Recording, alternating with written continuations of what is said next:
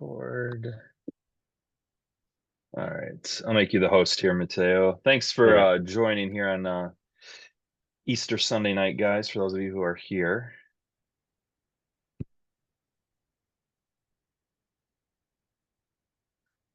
All right, you're the host, Mateo.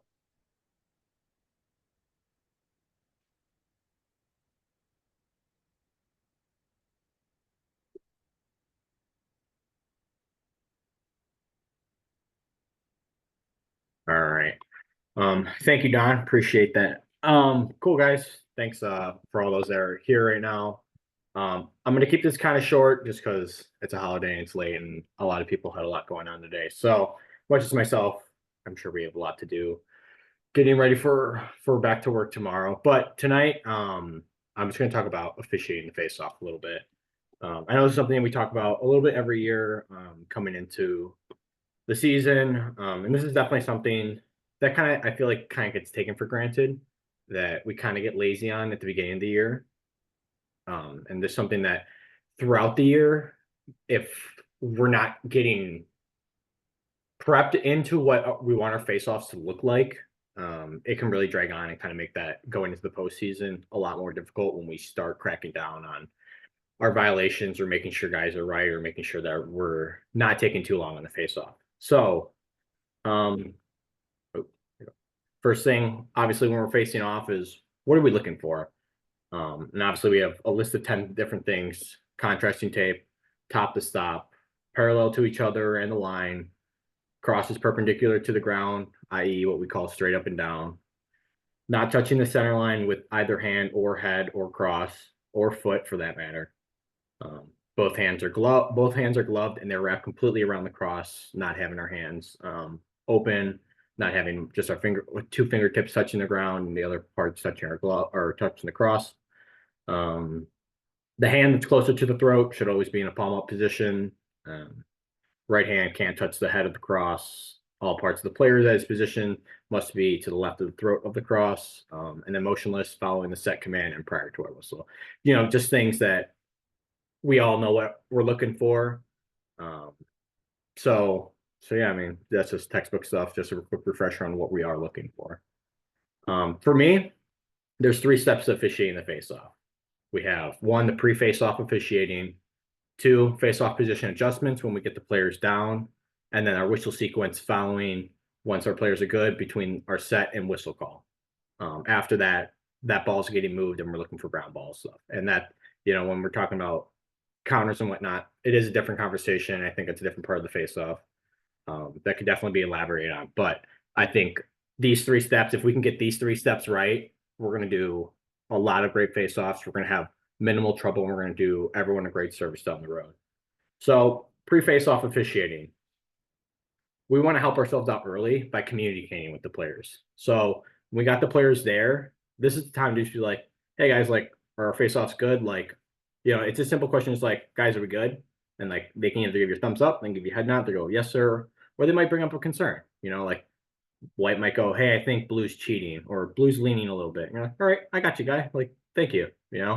Just like that's a time that we can listen to the face-off guys, and then we can adjust. So if we think, if white thinks blue's leaning over the midline, we can go to our down the line approach on the line, straddle line, and look for that. Or if we're seeing issues, this is a great time to talk to them. Be like, hey, blue, your head's in the neutral zone. Our head's got to be to the left, or your shoulders getting in the neutral zone. We got to be to the left of that head, or our left hand's getting up to the line, or you're not coming down properly. Like, hey, I need you to come down properly at the same time the other player's coming down so we can get going. If we're not, give them that warning. Like, hey, I need you to listen to me when I tell you go to the left. I need you to listen to me when I tell you straight up and down. If you're not, we're going to take the ball away. We're going to go the other way. This is that time to and make that little bit of connection, because we don't want to be getting down in a face-off position and then telling them every little 1 to 10 things that they're doing wrong. This is a great time to just pick 1 or 2 things, tell them, hey, I need you to fix this, or else we're not going to go on and we're going to have issues. And this is also time to just make sure that like things are good. Like they have their contrasting tape, their glove isn't ripped up on their top hand, or they have their mouth guard in. Not things that we're necessarily always looking for, but things that we need to make sure that they're properly and legally equipped, as well as chin straps are, worn on their chin. Then we move to the face-off position adjustments. First thing we do, obviously we find our spot on the line, whether that's we're going to be down the line, whether we're going 90 degrees straight off our face-off guys, so we're looking through the neutral zone, or we're on our 45, right? So we pick one of those 3 zones to be in, and each of those zones create different optics to look at. So if we're down the line, what do we see best? Stick straight up and down, and we got that line, making sure our line's clear. When we're in those zones, pick those 1 to 2 things that we can see best. Head in the neutral zone, foot's on the line, head straight up and down, just pick those 1 to 2 things. Don't go through all 10. That's what part of the pre-officiating comes in. Pre-face-off officiating comes in. We can kind of correct those things. So when we get to that down, we see our 1 to 2 things, make sure those are fair, make sure those are legal, and then we can move on in our progression to get set. And just look for the obvious things. If his head's leaning over, correct it. A big thing in the face-off position adjustments, I feel, that make face-offs go a lot quicker, a lot easier, and make it look seamless, is using verbal commands. Limit the time it takes to make these corrections. And that will tie back to our pre-face-off officiating, telling them what we want adjusted. So when I officiate, what a lot of higher level guys officiate is they try not to get in there physically as much. Like they try not to get in there and tapping heads over. They don't try to push in the head out of the neutral zone. They just tell them, hey, blue, head's in the neutral zone. Good, here we go, and then we're out, right? Or, hey, white, foot's on the line. That way they know. And I honestly, I didn't do a great job, but I was explaining white and blue. I think what works best is giving corrections, giving team names. Because there are plenty of times that when I faced off, I kind of forgot what color jersey I was wearing. Because when I'm there, I'm thinking about getting down, I'm thinking about getting set, I'm thinking about punching at that ball and getting to that ball first. So use team names. I never forgot that I was KM on a face-off. I never forgot that I was Benedictine on a face-off. So if you're having trouble with guys, say, Hamilton to the left or Tosa straight up and down. Guys know what team they are. Sometimes they don't always remember what jersey they are. And be calm when we're giving our commands. The face-off is a really quick thing. The face-off guys, we come down with a heightened sense of trying to be fast. We know that we likely hear 2 commands and a whistle, and that's what we're waiting on. So be calm when we're giving our commands. Tosa straight up and down. Brookfield, slide stick to the left. And be calm and smooth with our tones. We don't need to yell at the players because we're only 5 yards away, whether we're down the line or on our 90. We don't need to yell. We don't need to have the wings here. We don't need to get them any more ramped up than they already are. So once we got upset, we're in our position. We got our 1 to 2 things. They're perfectly where we want it to be. Sorry, let me back up. When we get them down, we got them where we want them to be. When we give our set command, we want to be short, concise, and clear. One thing we don't want to do is give a long set call. Going down, set, rolling it as a face-off guy, not a big fan. Like, I don't think a lot of guys like that when you roll it because you're kind of creating this anticipation of hold and then going. Where guys, when we're down there, it's down, set, and then the next thing I hear, we're going. If we're rolling our sets, the guys are going to be more anticipation of that whistle. As officiating it, when we get down set, we're making sure they're motionless. We already did the work of guys, being top stop, being off the line, right? So next thing we're doing is set, making sure they're motionless, and then we're going. And at that point, if we have any violations, we haven't blown the whistle yet. So most likely guys are going early. So all we do is just use our voice, the legal procedure, blue ball, pointing, and then we're pointing, make sure we're pointing in the right direction towards the goal we're going to, and then we're getting going. And one thing I will say, when you are doing that, when we have that legal procedure for going early, make sure you point in the right direction. Like take that second to just look, make sure you know who went first and point in that right direction, because sometimes, it's happened to me a fair amount of times and it looks pretty silly and I feel pretty dumb when I do it. But sometimes I'll point in the wrong direction because I'm too antsy to start heading to a goal because I'm like lead left. I'm like, I gotta get going. But I just point in the wrong direction. Now guys are like, well, he went first. You're like, you're right. sorry, I pointed in the wrong direction. We're going to the right. You know, so just take that time, point in the right direction, make sure we're good. Last point about the whistle sequence is by rule, we are to vary our whistle cadence. So between our set and whistle call, we are to vary it. But we work so hard in the pre-face-offs and the face-off adjustments to get these guys right. So don't have them sit there. You know, we want to take no longer than a whole second between our set calls. No longer. We want to go down, set, go. You know, because we worked that hard to get them there. We don't want to hold them in those face-off positions any longer than they need to. Or it's down, set, go. Right? We want to be quick. We want to be fast. We want to make sure they're even for both. So yeah, I mean, we did all that work. No sense in trying to make them jump because it's not our job to make them jump. We're just there to officiate the face-off, get it down, get it set, get it legal, and we're out of there. Mateo, can I add Yes, sir. something with the cadence? Yes, of course. One of the things that one way to vary the cadence is vary between down and set. You don't have to go set and whistle, but you're going to vary your cadence with down, set, whistle, or down, set, and then whistle. So it's just another tool to have. Absolutely. Absolutely. All right. So that's what we got. So from a face-off perspective, from a face-off player's perspective, we like short and sweet face-offs.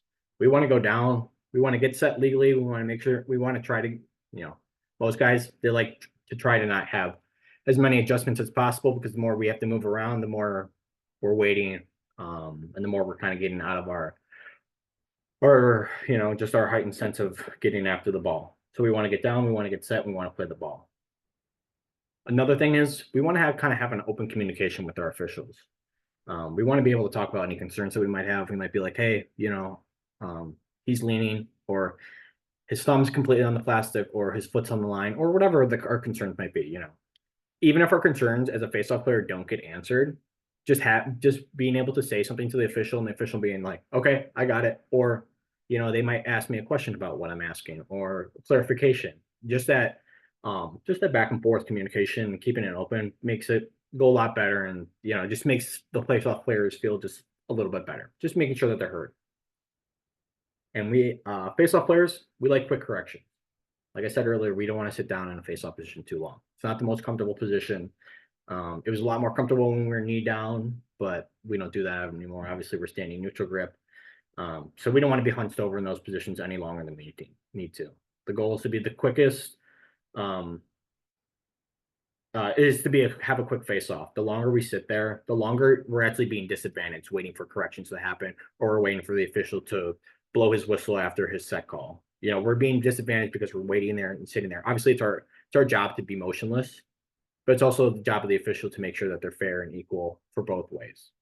If they know that one kid's going really fast, it's not fair to that kid if every single time the official picks me out and is going to hold his whistle to try to get me to go, just to try to prove the point.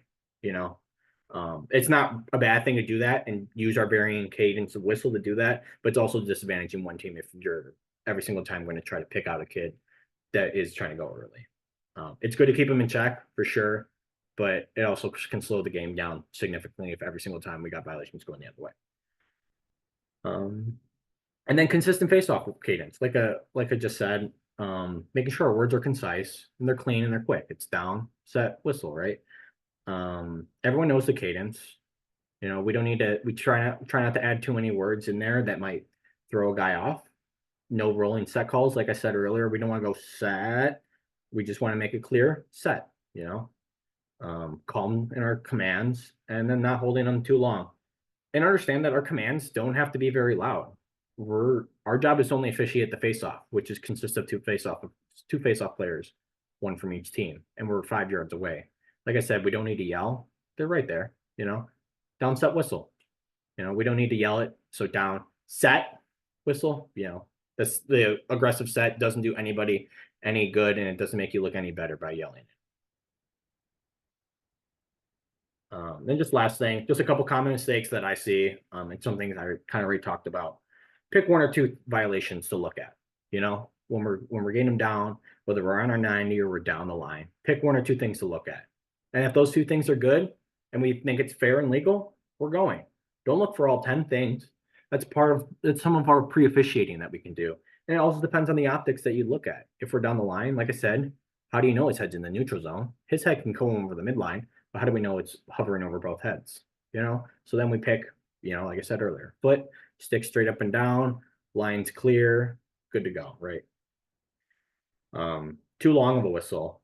I've seen this a fair amount of times where when we do our whistle, we want it to be short, quick blast, singular blast. We don't need to do double whistles.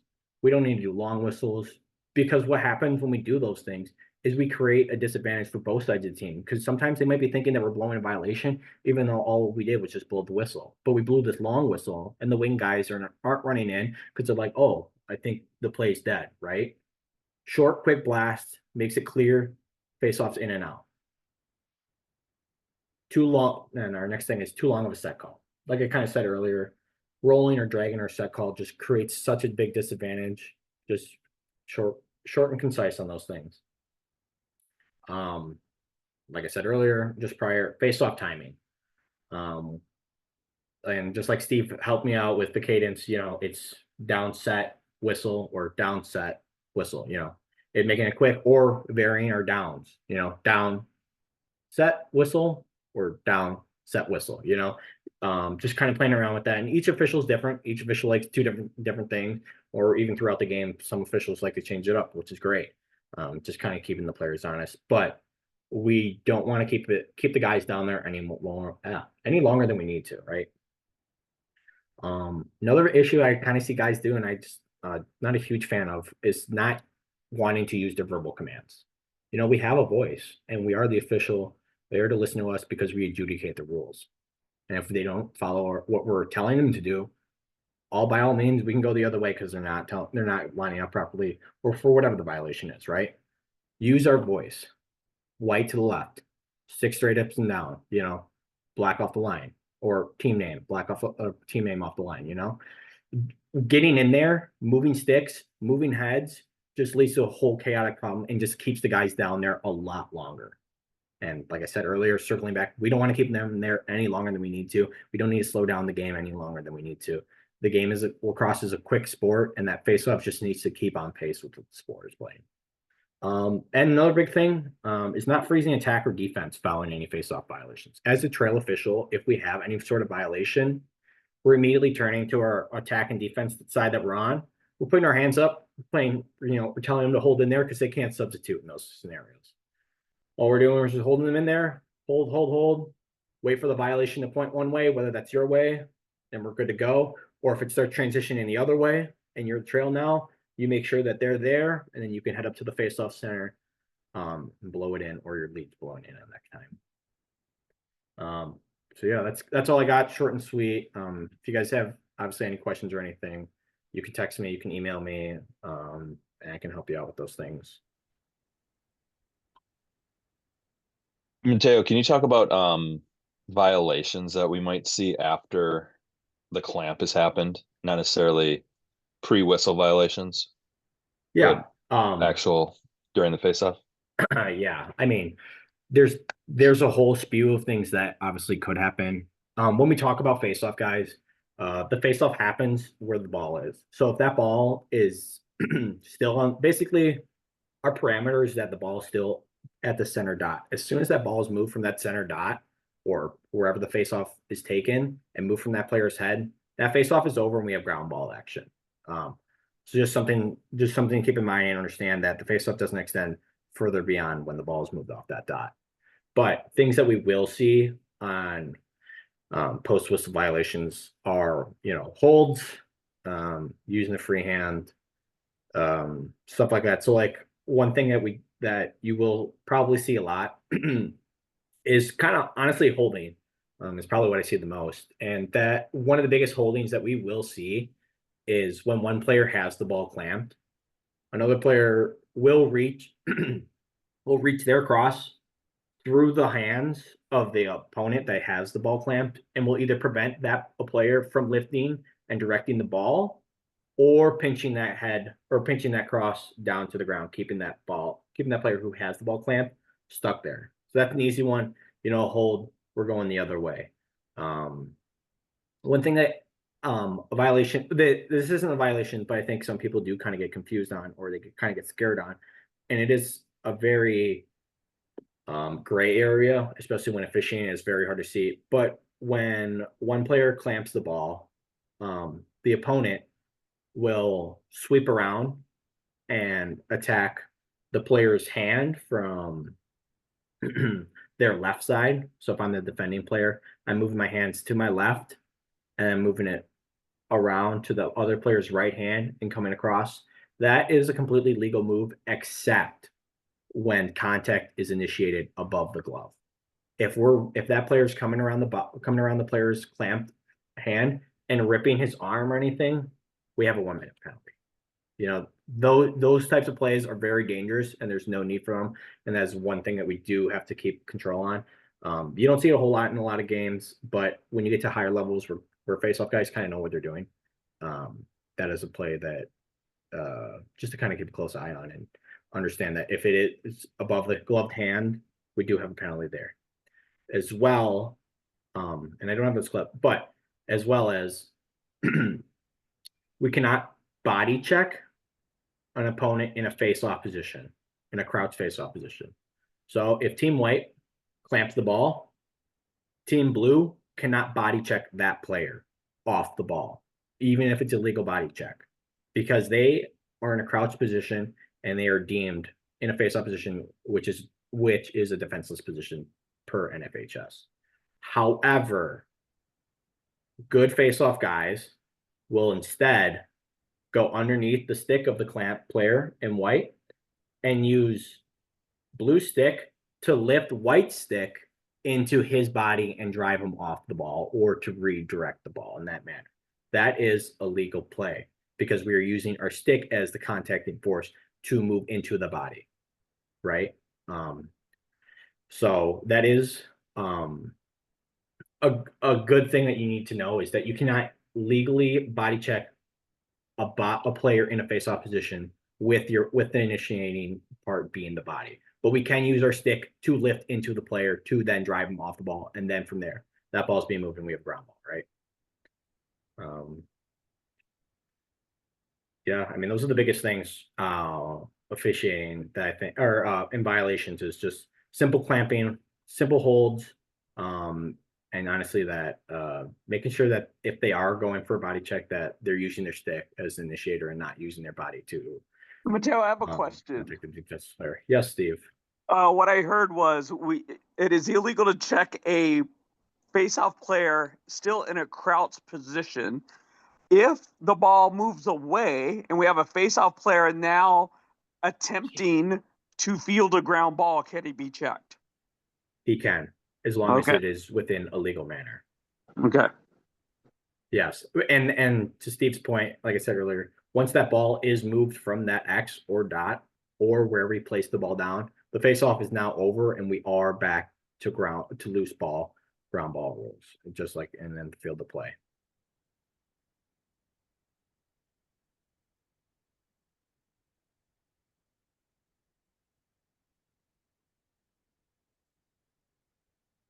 Any questions from anybody else? Chris Hagan, I saw your comment. After a face-off violation, the single side will restart the play in a 3-man. So let the single side take that. Whoever's the new lead, bust your butt down to GLE, and just get there. Let your partner take that whistle, and then in 3-man that trail is freezing his box, and checking the other box potentially too. All right, no questions from anybody who's listening? All right, sounds good. All right, we'll move on to we'll get out of here in a few minutes here. We had 4 separate situations that I was notified of this week with just rules questions. First one, if we have a goalie out of the crease and another defender steps in the crease, that is officiated by, when we recognize it, we tell that player to get out of the crease if we can.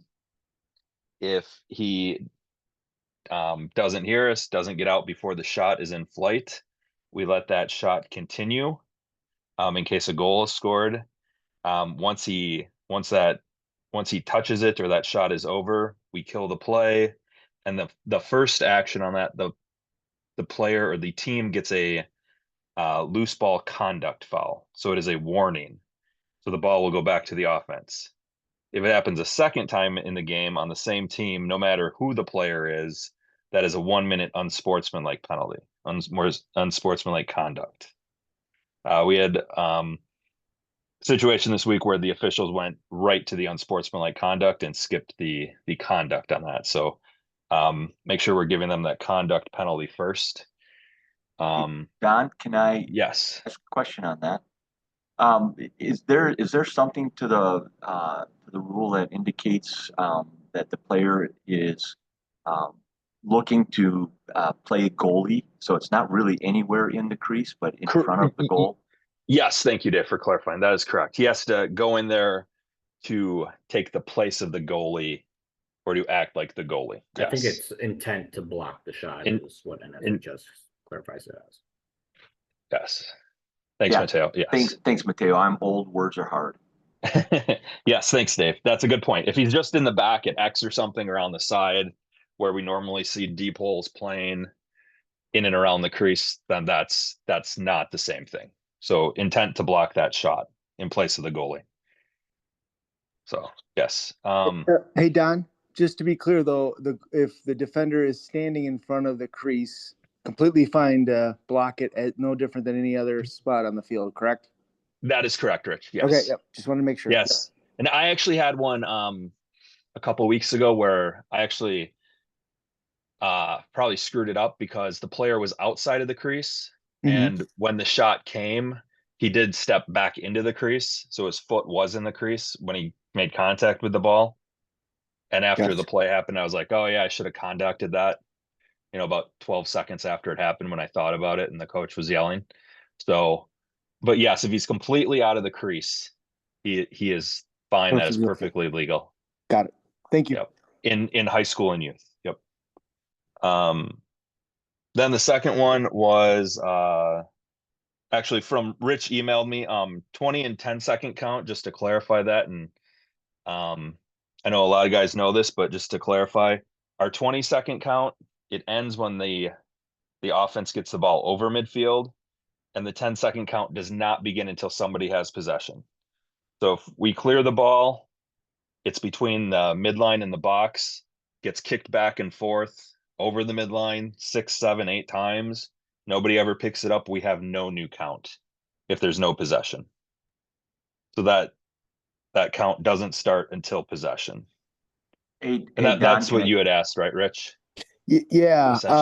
Yeah, because it can be loose to cut the 20 off, but then the 10 doesn't start up until there's possession. And then if the ball goes back, there's another 20 is started, correct? If they'd possess it in their defensive half of the field again, yes, we'd have a new 20. Yep. So I just wanted to, wanted to make sure I was understanding it properly, that the 10 doesn't automatically start when the 20 ends. It waits for possession, even if it was loose when the 20 was stopped at the midline. Correct. Yep. Yeah, Dave. No, never mind. Okay. All right. Hey Don, is it immediate whistle back to the defender in the crease playing a shot? Is that a flag down slow whistle? Is it an immediate whistle? Once he makes contact with that shot, or that shot is ended, it's an immediate whistle. Yes. Because it's a safety issue.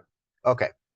Yeah, but before the shot happens, all we do is we tell him to get out of the crease. We don't stop it before then, which kind of confusing because it's a safety thing, but we let it play out for whatever reason NFHS wants us to. And then Dave. Yeah, I just I'm trying to clarify this in my head. So in the defensive zone, the ball gets passed into the offensive zone. No possession. It's being fumbled around, gets batted back into the defensive zone. and then the clearing team picks it up in the defensive zone. Are you saying that they get another 20-second count? Yes, per rule. It's like Correct, yes. situation D or something like that. It's like 4-14D or something like that. And the 10 doesn't start. And so yeah, if it's loose when it crosses the midline 20 stops, but the 10 doesn't start until there's possession. So it can, as long as it doesn't go out of bounds, doesn't go in an attack box, and isn't possessed, you could go minutes before the 10 starts. By my reading of that. Right, yes, that is 414D. Rich, you're correct. Yeah, and hopefully we don't see that too much, but you definitely could in Yeah, we had it in our game on Tuesday. in some games. Yep. All right. Wait, in situation D, you're talking about a tipped ball back to the defensive half. Team B deflects A1's pass out of bounds in team's offensive half. There is no count, is the ruling. Oh, because that says a possession. It says deflects in situation D. Yeah.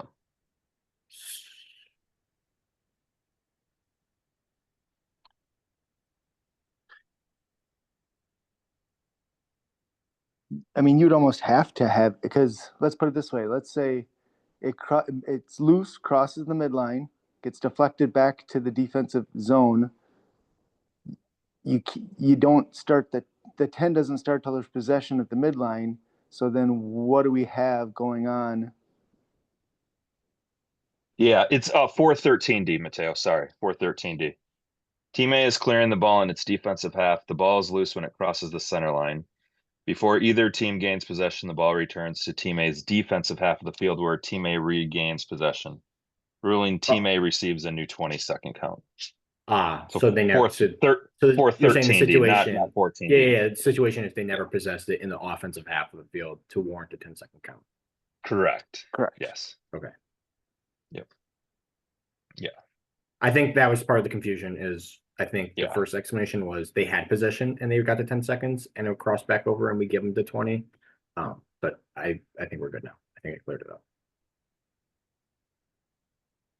All right, so that was number 2, and then the third one is if we have a player who is offsides on defense, right? He's the 7th field player or 8th on the team. He goes back onside where he was and then comes back over. That's still just one penalty. He's not offsides twice. Same with if it's a player who runs off the field.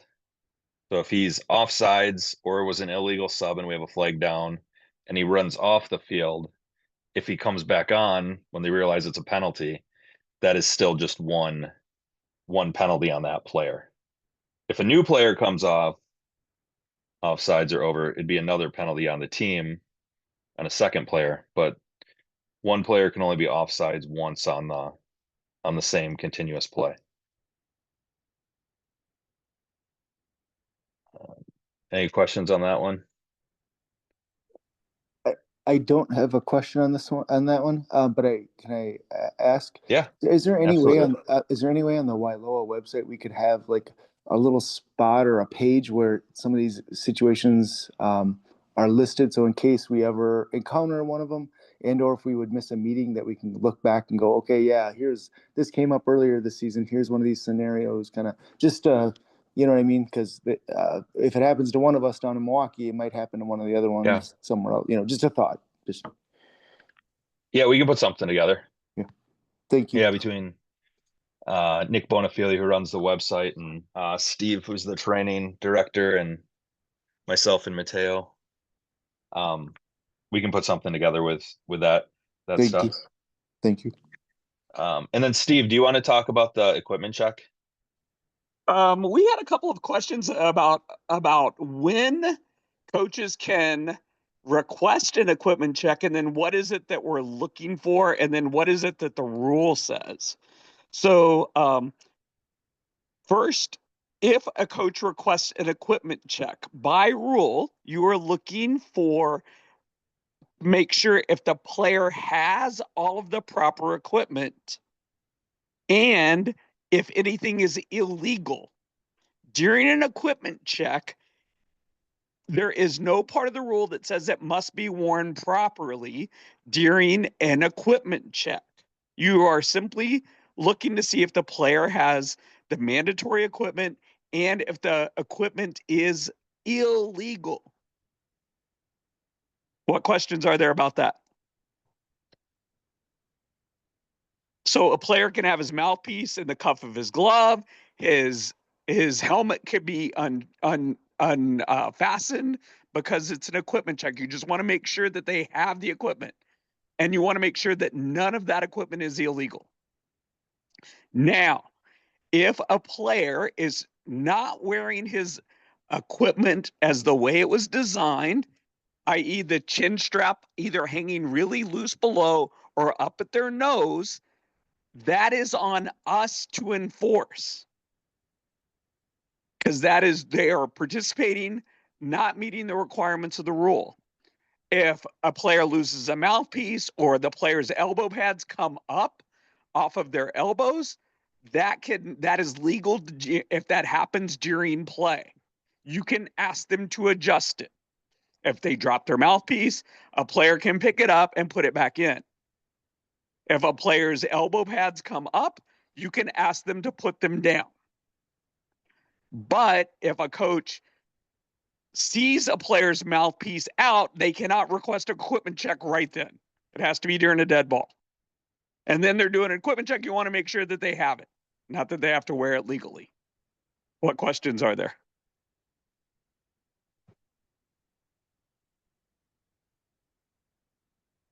Do you want to give this scenario, Steve? Go ahead and give the scenario, Don. Okay, so during the game, coach calls for an equipment check on a player. Officials do the equipment check. They say the stick's legal, everything's good. The coach says, "Hey, player has been wearing, we'll just say his elbow pads have been on his triceps, not his elbows, the whole game." Coach wanted a 1 minute locked in penalty. The official said, "It's a dead ball. He doesn't have to wear them legally during the dead ball. Same way they don't have to wear their mouth guard. Same way they don't have to have their helmet strapped. Same way, if a player's hurting on the bench, he doesn't have to have his shoes on, you know, in a wild instance, whatever the case is." So that was during the dead ball. So then the coach says, "Hey, he's been doing it that way the entire game." So if that's the case, then maybe he should have alerted us during the game, because then we can tell him during the game because we didn't see it. So that's kind of the situation. Yes. So with that, again, if the coach says during the equipment check, he's been wearing them like that the whole game, he has them and they're not illegal. So the equipment check part of it is fine. There's no locked in penalty for that. If we notice it during the game, we give the kid the opportunity to fix it. But if it comes up, if the elbow pads come up again during play, that can happen. If you see a player intentionally move them up, then you can penalize that. I had this the other night, and it is a no-win situation because why are you looking for that? Because I'm trying to protect your player. The player's chin strap was at his nose. And then the player pulls it down. He was like, "No, it's legal." And I was like, "I asked you to fix it and you refused." So we had a 1 minute unsportsmanlike locked in penalty for failure to wear his equipment because he wanted to make it an issue. I just asked him to fix it and he wanted to argue. So. Any questions or comments on that one? If you got a player that lost their mouth guard, you see it and it's live ball action. And let's say live ball ends with a over and back. Would you preclude a quick restart to tell the player to now pick up the mouth guard and put it in their mouth if they have to take their glove off to do it to get it past their helmet grill. What level? High school. I'm not stopping play. He's got to go figure it out. All right. So that's me though. That's me because then I'm trying to, if I'm gonna, he could be disadvantaging the team, the offensive team. Yep, I see that. One of the things that I was thinking about doing in my pre-coaches conference is, coach, are all your players legally equipped? Yes. So when your players are not wearing their chin straps properly, you're okay with a 1 minute locked in penalty. And see what he says. I haven't done it yet, but I'm thinking about it. Just because they say yes and they have no idea. So that's up for debate. I'm thinking about it and see what happens.